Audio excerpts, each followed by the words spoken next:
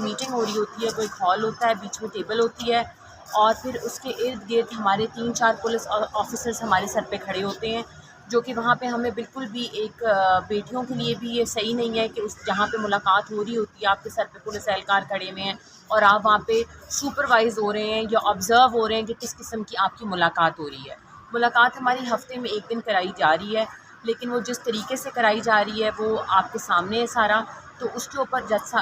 صاحبہ نے ان کو کہا ہے کہ آپ اپنے کامنٹس جمع کرائیے کہ آپ کس طرح ملاقات کروا رہے ہیں، اور مین وائل انہوں نے آرڈر پاس کر دیا ہے کہ جی ان کو اپروپریٹ جو بھی ایز پر لاء ہے ان کو ان کی بیٹیوں کو فیسیلیٹیٹ کیا جائے اور ان کو ملوایا جائے جب تک ان کے کامنٹس نہیں آتے۔ تو اب ہم ڈیٹ ان آفس ہوئی ہے، اب دیکھتے ہیں کہ ڈیٹ اگلے ہفتے کی یا اسی ویک کی ڈلتی ہے۔ میڈم یہ بتائیے کہ آپ اڈیالہ جیل میں ملاقاتوں کے حوالے سے درخواست دائر کرتی ہے، گریڈ سی بی جو بھی ہے وہ کلاس کے حوالے سے